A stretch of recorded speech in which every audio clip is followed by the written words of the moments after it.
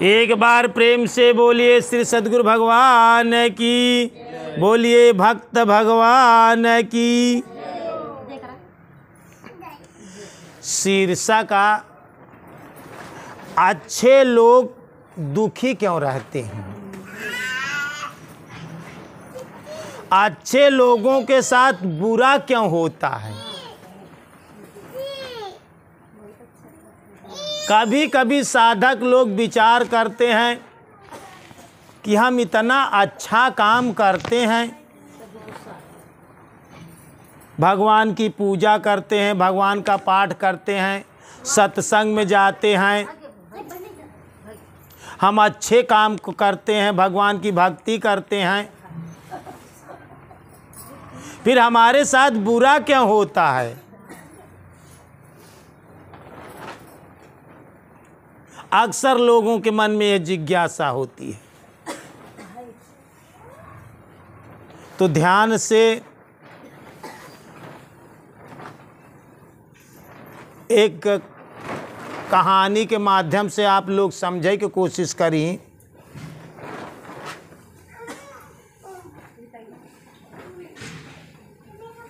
श्री कृष्ण के पास अर्जुन जब जब उनके मन में कौनो दुविधा होई, कौनो शंका होई, कौनो भ्रम होई, तो अर्जुन कृष्ण के पास जाएं और अपने प्रश्न का समाधान करें। जैसे कोनो साधक के पास संशय भ्रम हो तो गुरु के सानिध्य में जाए के प्रश्न पूछा था और समाधान ले थे। एक दिन अर्जुन के मन में यही प्रश्न उठा कि अच्छे लोगों के साथ बुरा क्यों होता है, अच्छे लोग दुखी क्यों रहते हैं, यह कारण बताएं प्रभु। यह बात सोच करके अर्जुन कृष्ण के पास गए और कृष्ण के पास जाकर के यही सवाल किया कि प्रभु हमारे मन में ये कही भक्त लोग क्यों दुखी रहते हैं, ये अच्छे काम करने वाले के साथ बुरा क्यों होता है, इसका कारण वजह। श्री कृष्ण बोले कि हे पार्थ, मैं एक कथा के माध्यम से, एक कहानी के माध्यम से आपको बात को समझाना चाहता हूं। कहा कि एक कहानी सुने अर्जुन। एक नगर था, उस नगर में एक मंदिर था। मंदिर पर एक पुजारी मंदिर की सेवा करने के लिए वहाँ नियुक्त किया था। वह मंदिर पर पुजारी हमेशा रातों दिन 24 घंटा मंदिर की साफ सफाई और देख रेख करता था। तो उस मंदिर पर एक भक्त गुरु महाराज से गुरुदीक्षित था, आप लोगों की जैसे भगवान की भक्ति करता था। और वह रोज मंदिर में पूजा पाठ करने के लिए, भगवान की अगरबत्ती पूजा करने के लिए, अपना ध्यान करने के लिए रोज गांव से वह मंदिर में जाया करता था। नित्य प्रति उस भक्त का काम था। लेकिन उसी गांव में एक दुष्ट किस्म का इंसान था। वह भी रोज मंदिर पे जाता था, लेकिन पूजा पाठ करने के लिए नहीं। वह जाता था, सब लोग मंदिर में चले जाते थे तो वह चप्पल चुराने के लिए जाता था। लोगों के दरवाजे पे रखी गठरियों को चुरा लाता था और रोज नित्र किसी न किसी का चप्पल अच्छा देखता था वो लेके चला आता था। लेकिन उसका भी चोर का काम था, रोज जो है कि नित्य प्रति मंदिर पर जाता था और वह भक्त भी ध्यान करने पूजा पाठ करने के लिए नित्य मंदिर पे जाता था। और संजोग बसात जैसे आज बारिश होने लगी, वह जब पूजा करने के लिए मंदिर में जा रहा था तो उस दिन बहुत बारिश होने लगी।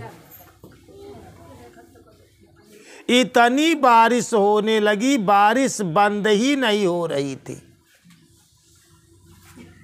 मूसलाधार बारिश हो रही थी। सुबह से शाम हो गई, बारिश बंद होने को नहीं आ रही। लेकिन जो भक्त था वो सोचता था कि हमें तो मंदिर जाना है, किसी भी हालत में मंदिर में पहुंचना है। और वह चोर भी सोच रहा था कि आज कोई आदमी नहीं आएगा और पुजारी से नज़र बचाकर ये मंदिर में रोज चढ़ावा चढ़ता है, रोज धन इकट्ठा होता है। आज ऐसा मौका है कि मंदिर पर कोई नहीं जाएगा तो धन चुराने का अच्छा मौका है, आज हम मंदिर पर फिर जरूर जाएंगे। थोड़ा शाम होते होते वो क्या किया कि वह चोर मंदिर पर पहुंचा। कोई लोग नहीं थे, पुजारी कोई लोगों के न आने के वजह से अपने एक कुटी में शयन करने लगा और पुजारी सो गया। अब मंदिर का दरवाज़ा खुला था, उन्हों कोई आ जाए, और वह चोर आया और देखा कि साधु सो रहा है और मंदिर का बहुत सारा धन चुरा करके गट्ठर बांध करके लेके चल दिया, बहुत सारा धन। और उसके बाद जाने के थोड़ी देर बाद वह जो रोज भक्त था वह मंदिर पर पहुंचा और जैसे पूजा पाठ कर रहा था वैसे साधु की नींद खुल गई। साधु उठा और मंदिर के पास जाता है तो मंदिर के सारे सामान, सारा धन, पैसा कौड़ी, जो कुछ था, वस्त्र, वो सब नादारत चंपत। साधु ने उस भक्त को रोक लिया, हल्ला मचाने लगा, चोर चोर चोर करके चिल्लाने लगा कि यही आदमी है, यही आदमी ने चोरी किया। सुबह से तो कोई आदमी आया ही नहीं मंदिर पर। और जब बहुत सारा हल्ला मचाया तो बहुत गांव के लोग भाई इकट्ठे हुए। धन तो नहीं था उसके पास, लेकिन उसको लोगों ने बहुत जलील किया कि तुम कहीं छिपा दिए, कहीं चुरा दिए। उसको बहुत दुख दिया, दंड दिया, डांटा, मारा, अपमानित किया, उस भक्त की बड़ी बेइज्जती किया।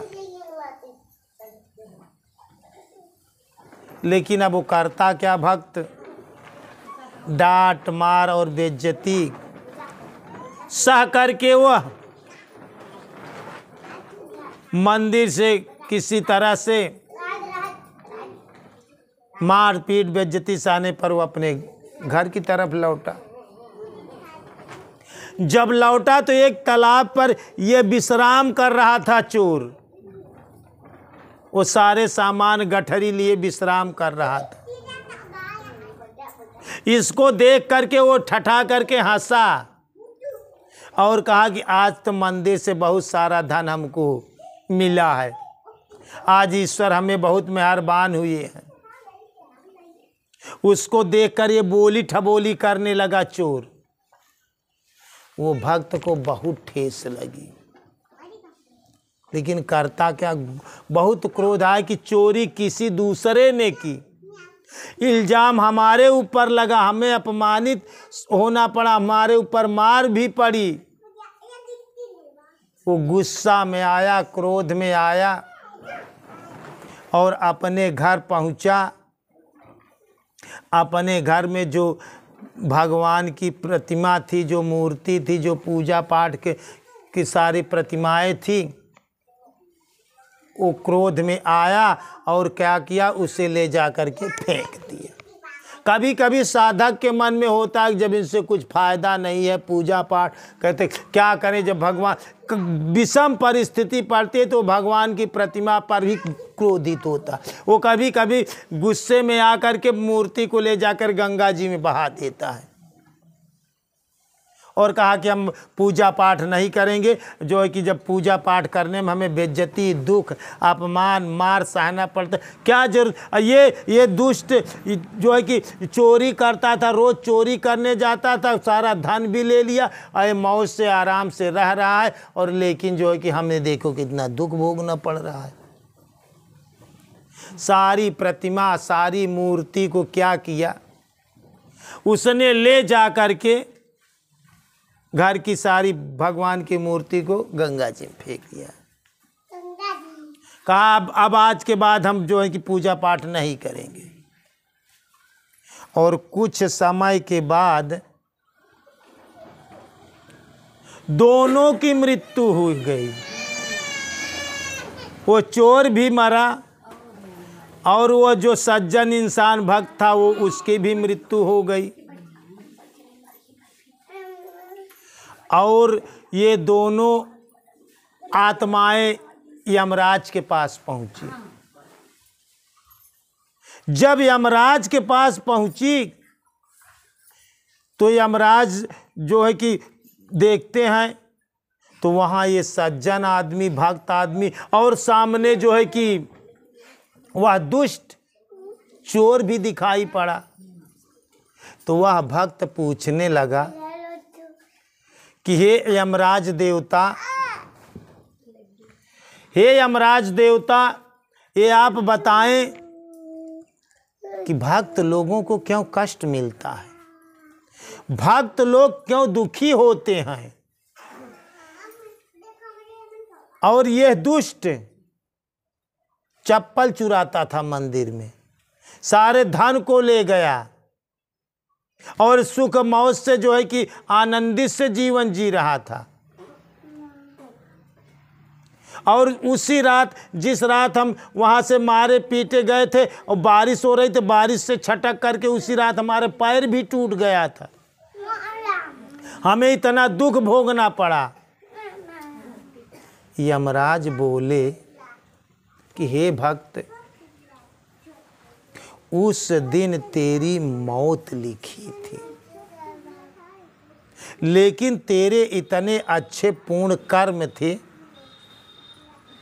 कि धन की चोरी लगी, अपमानित हुआ और पैर फिसला और चोट लग गई।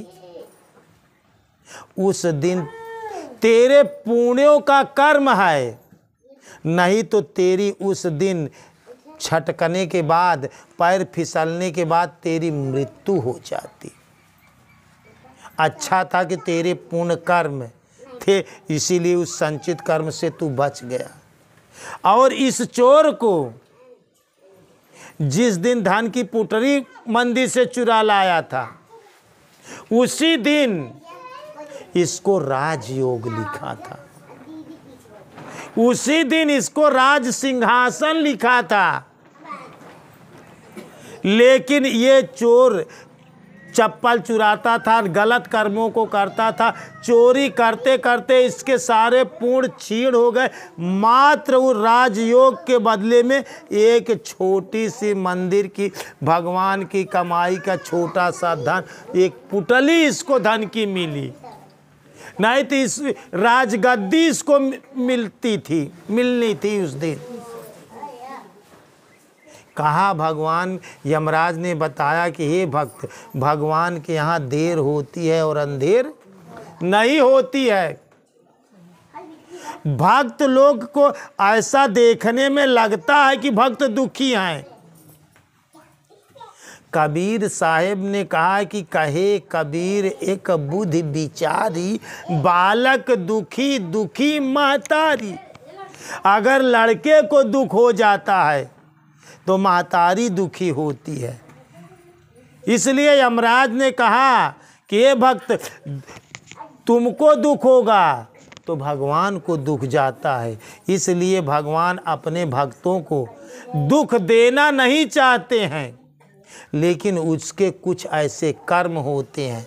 जैसे बच्चा कुछ गलती करता है तो माँ उसे मारने के लिए परवश और मजबूर हो जाती है। इसी तरह से भगवान अपने भक्तों को मजबूर होकर के कष्ट दुख देते हैं, जबकि भगवान के सबसे ज़्यादा प्रिय उनके भक्त ही हुआ करते हैं। तो लोग सोचते ऐसा है कि भक्त लोग दुखी क्यों होते हैं, और जो लोग भक्त नहीं वो मौज से जीवन जी रहे हैं। अरे उनके पास से जा कर के 1-2 दिन रह करके देखो कि वो शरीर से सुखी हैं, कि मन से सुखी हैं, कि बुद्धि से सुखी हैं। कि देखिए कि उनकी कितनी चिंताएं और कितनी दिक्कतें परेशानियां उनको आप नज़दीक जाकर 1-2 दिन रहकर देखें, समझें। भक्त जितने सुखी होते हैं दोस्तों, उतने भगवान। सिर्फ सोचने के लोगों की नज़रिया ऐसी होती है कि ये लोग मौज कर रहे हैं, लेकिन ऐसा है नहीं। भगवान की भक्ति करने वाला ज़्यादा सुख शांति से रहता है, उसकी आत्मा को ज़्यादा सुखी मिलती है। तो कभी भी ऐसा आपके मन में विचार आए कि भक्त दुखी क्यों होते हैं, तन से जरूर दुखी हो सकते हैं, लेकिन उनकी मन में शांति होती है, उनकी अंतरात्मा भगवान परमात्मा में मिली रहती है,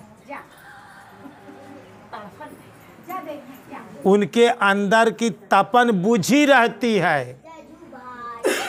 इसलिए ऐसा निगेटिव विचार अपने मन में ना लाएं कि भक्त लोग ज़्यादा दुखी रहते हैं। आप भजन के प्रताप से आपके दुख इतने कम हुए हैं, नहीं तो आपके प्रारब्ध के खराब कर्मों को आपको भुक्तभोगी होना पड़ता है। इसलिए कभी भी अगर विचार आए कि अच्छे लोग दुखी क्यों होते हैं, तो इस कहानी में से ध्यान रखना कि ईश्वर बहुत सुख से हमें रखा है। हम भगवान की भजन करते हैं, हमको सब कुछ दिया, इतने में हम बहुत सुख हैं। शरीर का सुख बहुत सुख नहीं माना जाता है, अंदर से सुखी होना चाहिए। दो कबीरा सब जग निर्धना, धनवंता नहीं कोई। अरे धनवंता सोई जानिए, जेहि राम नाम धन हो। जेकरे पास राम नाम धन बा, वो सबसे बड़ा धनी बा। उसके पास, आपके पास ईश्वर है, आपके पास ईश्वर का नाम है। आप जब चाहें तब आप ईश्वर को याद कर सकते हैं। सोते जागते उठते बैठते कभी भी आप चाहें तो याद कर सकते हैं। अपने अंतरात्मा को परमात्मा में लय कर सकते हैं, मिला सकते हैं। इससे बड़ा सुख कोई सुख नहीं है धरती पर दोस्त। तो ऐसा निगेटिव अगर विचार आए तो आप कभी भी इस कहानी के माध्यम से अपने विचारों को सही मार्ग पर ले आए। एक बार प्रेम से बोलिए श्री सद्गुरु भगवान की, बोलिए भक्त भगवान की।